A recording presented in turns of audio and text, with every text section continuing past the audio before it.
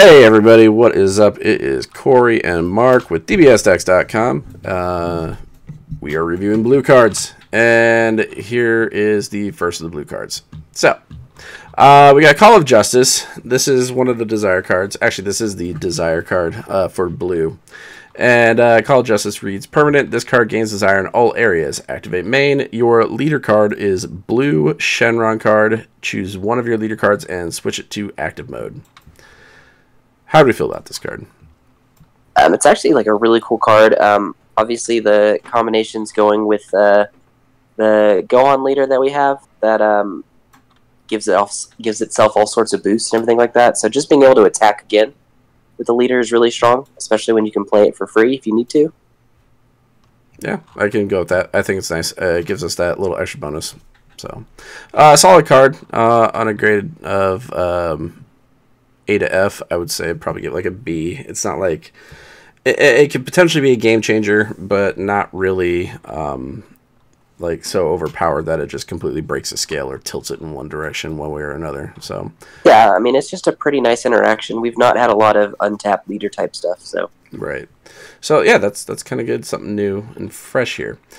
So just going down the list alphabetically here, our next card is going to be Childish Heart Janemba. And this is one of our first Janemba cards here, and we get the Evolve, costs 2 blue with the Psyche Demon, or Sake Demon, I don't know how you pronounce that.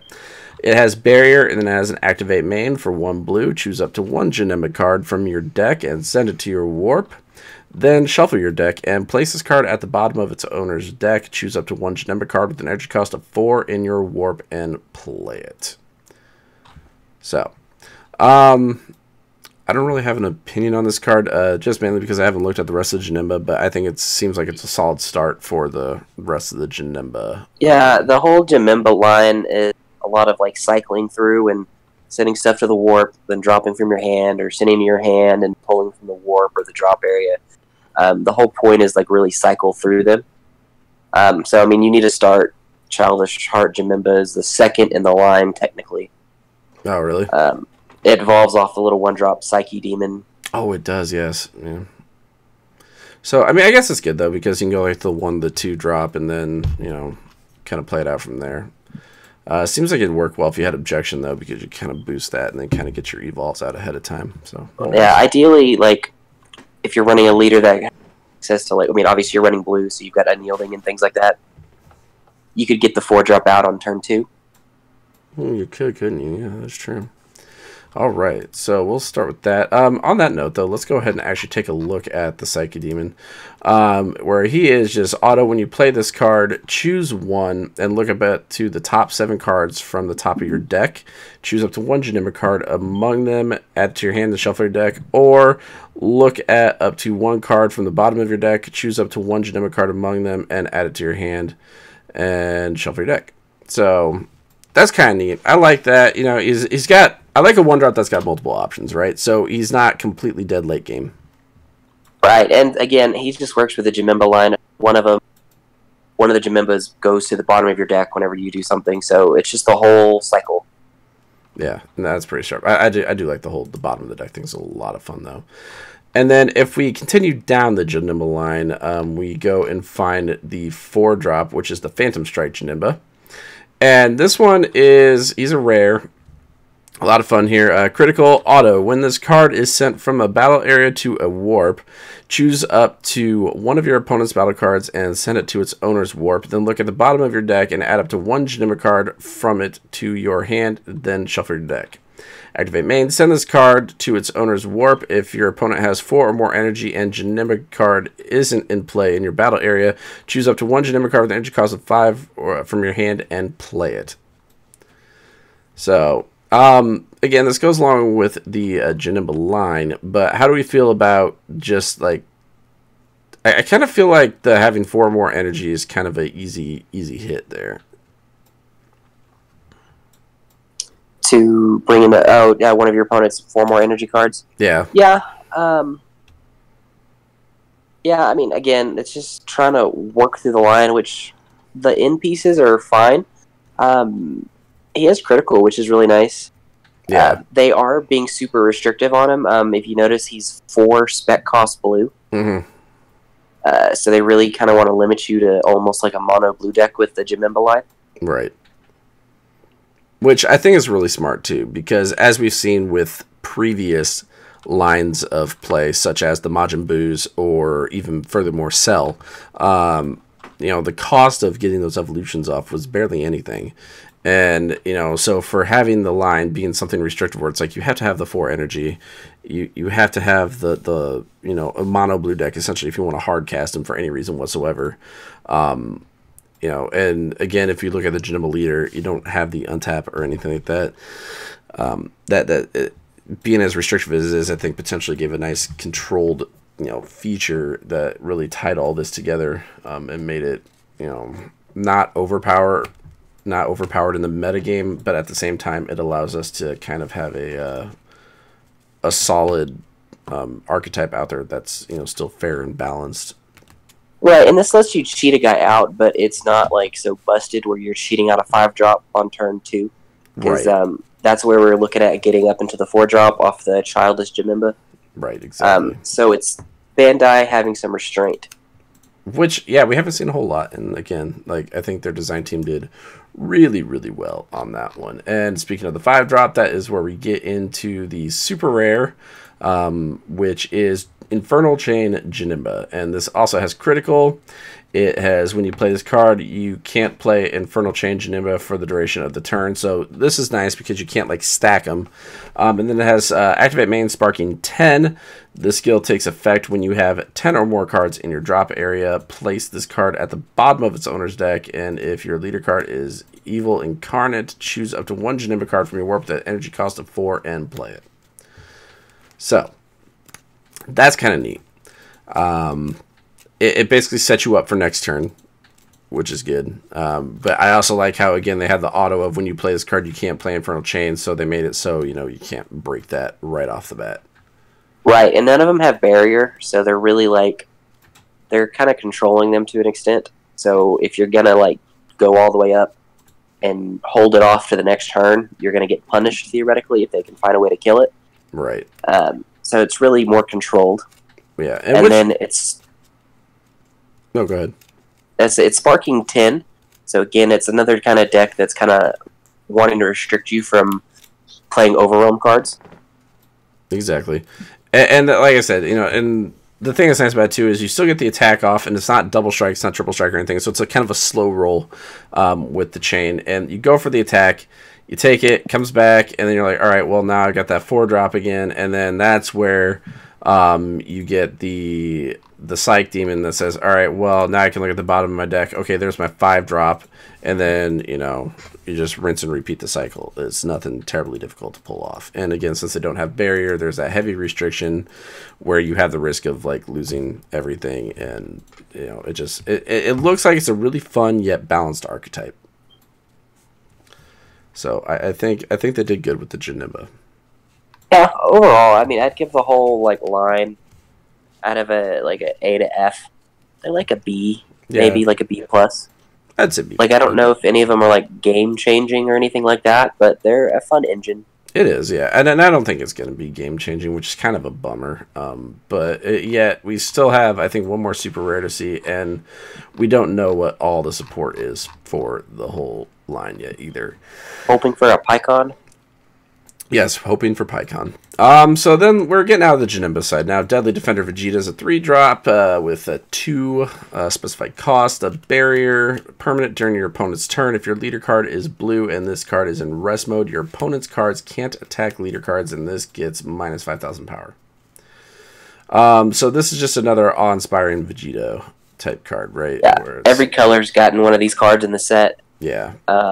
This one's a little interesting because we'll see a little bit later there's a card that fetches this out pretty early. So it's not too bad.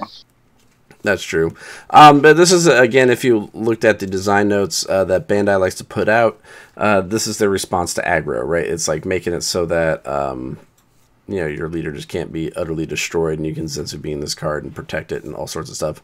So they're coming out with easy responses to, having... the issues that they've been having. But I think the card's, you know, a nice average. It's a C, nice average, nothing special. Yeah, I mean, you probably wouldn't play it over Vegito, just because Vegito's always a 20k. Right. Or Bergamo, even in that instance as well. So Yeah. Moving down the line, we get to Dimension Magic, which this was the card that made a fuss for a while. And, you know, honestly, it's nothing special. Like, I know I made the video that hyped it up a little bit, and I was like, at the end of the day, it's not that great. I just played off people's, you know, emotions because content creator, man, right. So Dimension Magic, it's counterattack. Your leader card is blue. Negate the attack, then choose up to 2 of your blue energy and switch them to active mode. The reason why this card is fine is because it's a counterattack, right? It only works when you're attacked, and it's allowing you to set up a defense. It's not allowing you to, like, go crazy. So you're not, like, on your turn, you know, playing this Zenzu Bean, a bunch of other stuff. This just says, hey, protect myself, have more energy to protect myself so that I can potentially save my Zenzu Bean if I'm running that for my next turn. Right, and it's got a permanent of Sparking 5. You can activate this card's counter skill from your hand by adding a card from your life to your hand instead of paying its energy cost.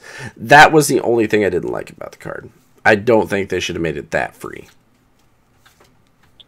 I'd agree. I think the Sparking ability is probably a little bit too much.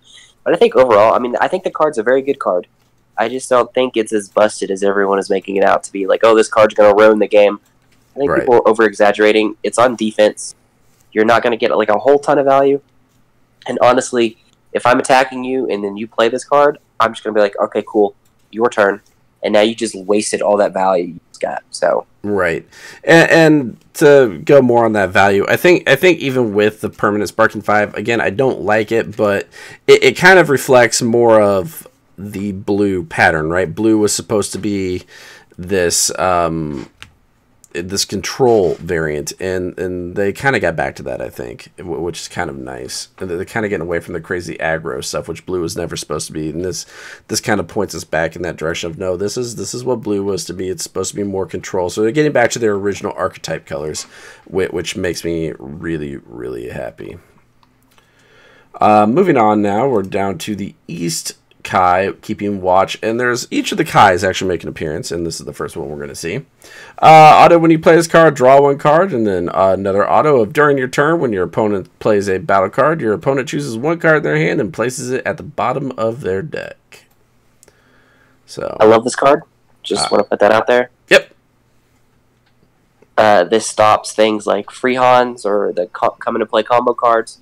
Mm-hmm. This really hurts decks that like to play the Master Roshis or the Videls or the announcers, all that kind of stuff. Yeah, I love it. This card is awesome. Definitely gets an A rating. And it's an auto that's not once per turn. Mm-hmm. And this also stacks, and it's like this basically could replace Boo in majority of decks that run a Boo. Oh, it will. It's going to flat out replace Boo, period. Like, at this point, there is no reason for you to run Majin Buu. And the other thing, too, is this is a god. So it's got super searchability, right? There's so many things that search out god right now. Yeah, it's got great typing. Like, everything about it. It's real good. Yeah, this definitely gets an A. Like, this is a very, very well-designed card. So great job, Bandai, on this one. This is a solid, solid card. Moving down. Great Sandman. This is one of the super combos. Auto Sparking 5, when you combo with this card, if your leader card is blue, draw 1 card. So, yep. Obviously, the change to super combos is now they're all 0 plus 10k automatically, and now they just have the additional effect that gives the draw card. The Sparking one is the one that's encouraging you to not play overwhelm cards in that type of deck. Yep. So it gives you options. This is also good for your wish leaders because you don't want to play overwhelm in those. Yeah. Yeah, so these are your answers to, like, hey, I don't actually get rid of my life. Because I was wondering how they're going to do that and this solve that problem. So, you know, nothing special. Nice average card. Skipping the Janimbas. Well, actually, we never covered the Janimba leader himself. So this is this is Supreme Evil Janimba. His front side says Auto Burst 2 when this card attacks. Draw 1 card, and then awaken when your life is at 4 or less. You may choose up to 2 of your energy and switch them to active mode and flip this card over. That is super important to keep him, or wait, I guess it's important to go over the burst too. That's what I was trying to say. Yeah, this is kind of their transition. everyone complained that all the leaders were super vanilla. Now you have to, like, obviously burst 2 is not that big of a deal. You still have to consider it like I'm milling 2 cards every time I draw. Right. So, it's a very nice thing.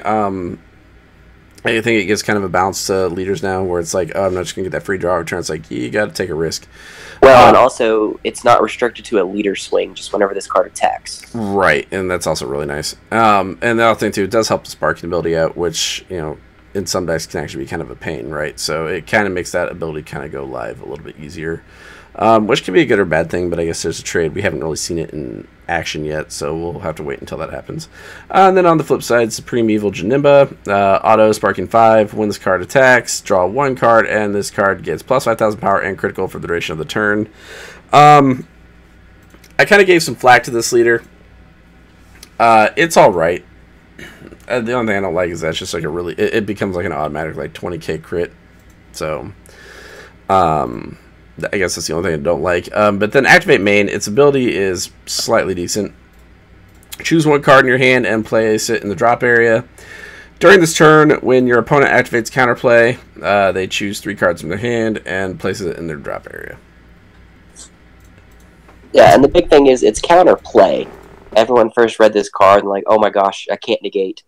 It's only interacting with like Crusher Ball, Bloodlust, and cards like that. So there's just not a ton of interaction with it, but it's a really nice kind of effect to kind of stop stuff like that from happening. Yeah, it just makes it's nice too because it allows the blue leaders to play a little bit more comfortably, where they don't really, they didn't really get that comfort when playing against yellow. They do now, and so I think Janimba's got a nice balance. It's not super broken.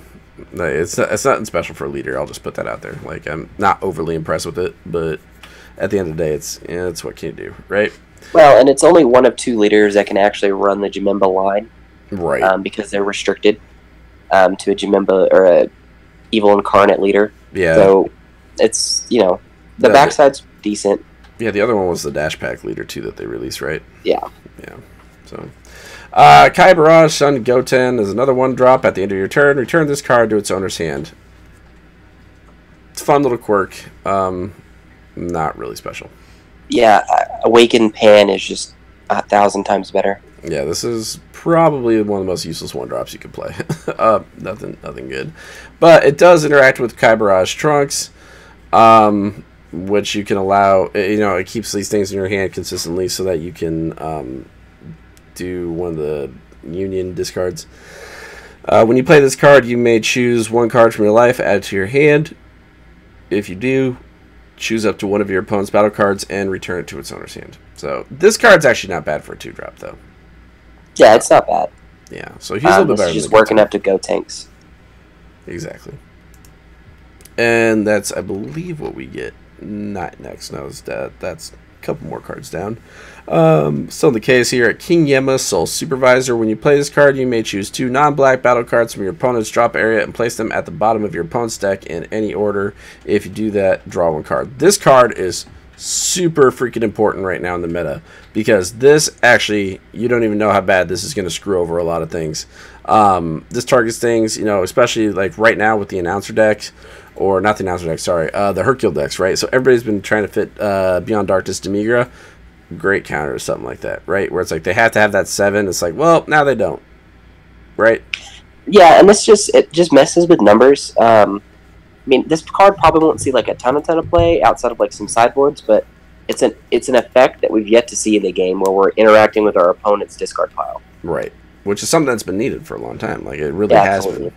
But I'm curious to see actually if this card might see play in certain decks. We don't know yet. There's a lot of design time. A lot of people that still haven't looked everything all the way through. So I mean, we're gonna get a look-see at it soon here.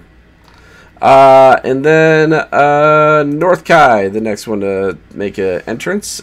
This is a super combo. When you combo with this card, if your leader is blue and your life is at 4 or less, draw 1 card. So this instantly replaces Piccolo. Yep. That is it. Instantly replaces Piccolo. But there's no reason not to play. I mean, I guess you could play either or. It doesn't really matter. Well, this is always a 0 plus 10k. That's true. Yeah. Yeah, so it doesn't really matter because like it doesn't matter if like this says you can't like use your autos or something. It's like, okay, well I won't use the auto, but It's a god as well, so it's just as searchable as Piccolo. No, I guess this does replace boost then. Yeah. There's no reason not to play this over boost type Piccolo. Well, sucks for those people that paid $2 for that card. It was bound to happen at some point though. Yeah. We already went over Phantom Strike Janemba, so we'll skip that card there. And we'll move right on down to Quick Think and Go Tanks, which is where the 2 Kai Blast cards come into play. Starts off with Critical, and then Union Fusion 2 blue, Go 10, and Trunks Youth. Place each of the specified cards with the same power from your hand into your drop area. Auto, when you play this card with Union, draw 2 cards. When this card attacks, draw 1 card. So, on turn 2, essentially, you can draw 3 cards for 2 blue. That's actually not terrible. Yeah, no, it's just a great little card. It has Critical, which is really nice. Obviously, you need quite a bit of setup. Not quite a bit, but you gotta have the 2 Gotens and the Trunks. And unlike a lot of the Union cards, this isn't just like a neg from the hand because it draws you more cards than it draws you the same amount of cards you're giving out. Right. And if this card happens to survive a turn, every turn after that, he's just strict value. Yeah, there is no reason not to play him at that point, which is where. This is the card that I think we were kind of thinking about where something like Vegito Here to Save the Day would come to play really well. So you can get a nice blue-red like Vegito type deck coming out. Right. I'm actually thinking about mulling around with one of those to see what happens. Well, and now we've got more tools for that. The Go Tanks from set 4 that has Critical, and then you sack him, untap 2, go get a Goten and a Trunks. I know that card is so good. And we've also got the Goten and Trunks super combo, so there's a lot of really cool stuff. Yeah, and it's all blue and red. So it's like it plays right along with what you want to do. And then we got a bunch of really good Son Gohan Adolescence cards as well. It's just it works out really well for this. So I think there's a lot of like really quirky deck brewing that can come out of that. I definitely do plan to mess around with that. I'm sure we can talk about that later though. We move on down past the Quick Thinking and we go to Ready Stance Son Goku. This is a common to drop blocker barrier 5k. That is like stupid lame. This is really only to evolve into Gogeta. Yeah, there's really all this card's no point to play. You do not ever cast this card. If you cast this card, you messed up. Like there's like I think this is a filler card, so they can have cards to put in the starter deck. Yeah, I'm pretty sure that is what we're gonna go with on that one. Resolute Strength Son Goku. Blue, you need a Super Saiyan Son Goku with an energy cost of 2 or more to evolve into. He's got Barrier, and then he's got Auto Burst 5. When a card evolves into this card, choose one card in your life and place it in your drop area. Then choose up to one of your opponent's battle cards with an energy cost of 2 or less, ignoring Barrier, and place it at the bottom of its owner's deck. Then choose up to one Deadly Defender Vegeta from your deck or drop area and play it. Then shuffle your deck if you looked through it. So, wow, that's actually the first time I've seen that text appear. The shuffle your deck if you look through it. Yeah, because like I said, this is the one that searches the Piccolo or the Vegeta we saw earlier. That's basically like the mini Vegito. I guess technically the Ready Stance Son Goku that we just saw is an evolve target for this. So it has Barrier. No, it's got to be a blue Super Saiyan Son Goku. Oh, it does. You're right. Yeah, it has to actually be that character. So, yeah, I don't really know what that Ready Stance Son Goku is used for. Oh, okay. It's down the line a little bit. Yeah. Then choose up to one Deadly Defender Vegeta from your deck or drop area and play it. So, I mean, it's got Burst 5. That's kind of a heavy hit for a really mediocre effect. Like, I'm not gonna lie. I mean, because... Yeah, especially because the Take the Life is a crit. It doesn't go to your hand. Yeah. So, it doesn't... Like, I don't know how I feel about this play. I don't think it'll see play. I think you're better off just doing something else. Yeah, no, it's, yeah. All right, so we'll go back to here and see what was going on. Where are we at? Psych Demon. So now we get to the Son Gohan, who is the Wish Leader. Son Gohan, Righteous Heart, Son Gohan. When this card attacks, it gets plus 5,000 power for the duration of the turn. Then choose up to one Dragon Ball card from your deck or life and add it to your hand. Then shuffle any areas you look through. The Wish ability, when there are 7 Dragon Ball cards in your drop area, choose up to one Desire card in your drop area and add it to your hand and flip this card over. And then Righteous Heart Son Gohan on the Awaken side, or the Wish side, sorry, on the Wish side. Activate main, once per turn, choose one. Draw one card, choose one blue or black Desire card in your hand with energy cost less than or equal to your current energy. Activates main skill. And then the ultimate, remove 7 Dragon Ball cards from your drop area from the game. If you do, choose up to 3 of your energy and switch them to active mode, and this card gets plus 15,000 power and critical for the duration of the turn. Then flip this card over at the end of the turn. I don't know. I don't know how I really feel about this leader. I think he's fine. I think people are making him out to be a lot better than what he really is.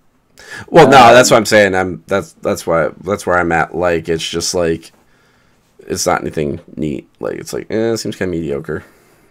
He's blue, so he gets access to cool stuff. Yeah.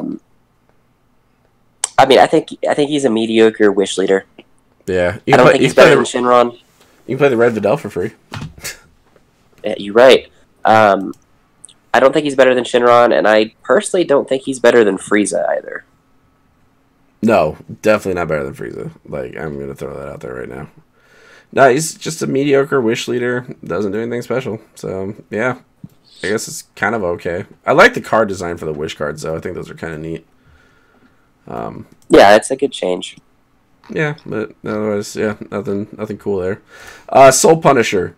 If your leader card is a Gogeta card, it gets plus 15k power and critical. That's your activate battle. I like this card. I like this card a lot. My only issue is I don't understand why it's in the main set and not in the starter deck. Sales. Marketing and sales. I mean, I guess. Because the only 2 Gogeta leaders we're getting, one's from the movie and the other one's from the starter deck. But I guess that makes sense. Yeah, and the Gogeta from the starter deck is freaking sweet. So, like, if you haven't seen it yet, you need to see it. Card's good. I like that. I like those new cards. South Kai, the 3 of the 4 Kais up. Keeping watch. He is a 2-drop 15k blocker. Just don't play this one. Don't play this one. He's a nice big body for draft, but otherwise, there's no purpose. And then we get to the first of the Super Saiyan battle cards. This is a Super Saiyan Goku 20k battle card. That's it. That's all he does. He's vanilla. I like the artwork. And they will look sick as foils. They will, and this makes the Dimension support Trunks, like, way better. Yep. So if you haven't picked that card up yet, pick it up. Super Saiyan Vegeta, here is the leader. I love this art. I think this art just, God, these are going to look so cool as foils. Yes. They really are. Yeah, so if you really have not picked up Dimension Support Trunks, I urge you to do that, friends. Sure Strike Son Gohan. 3-drop, 2 blue, auto once per turn. When this card attacks, choose up to 1 Dragon Ball card from your deck and place it in your drop area. Then shuffle your deck. If you place a Dragon Ball card in your drop area, choose up to 1 of your opponent's battle cards, return it to the owner's hand, and if that card has an original energy cost of 3 or less, switch this card to active mode. It's an alright effect. The reason why I don't like these late effects like this is because the odds of you actually using them slim to none because of cards like Dragon Radar that exist. Right. It's really easy to draw with the 7 Dragon Balls. Like, it's not even, like, fair. Yeah, I mean, your goal should be by turn 3, I'm already flipped. Yeah, but you gotta remember, too, is that when we were looking at that rush style of flip, too, that was just with the Shenron leader itself. So... Right. Otherwise, he's a 19k, which is always fun, I guess. So that makes comboing for your opponent a little weird. They have to hit up to it makes comboing for you weird, but it makes it even weirder for them because no matter what, they have to play 2 combos to get out. Like if they're 10k. So yeah, as long as you combo 5, going into a leader swing or something like that, they have to commit 2. it's effectively going up to 25 for 3. Yeah, but the thing that's also nice about this too is that it just lets you like pop a Dragon Ball and then bounce stuff. So I mean that's not bad either. So you can't really complain about that. It's an alright card. Down to 2 more cards. Vexing Outcome VQ, and I like this card because it actually shows like one of the messed up fusions of Gogeta, which is VQ. Union Fusion 1 Son Goku and Vegeta of the same level, and then activate main. Place this card in your drop area.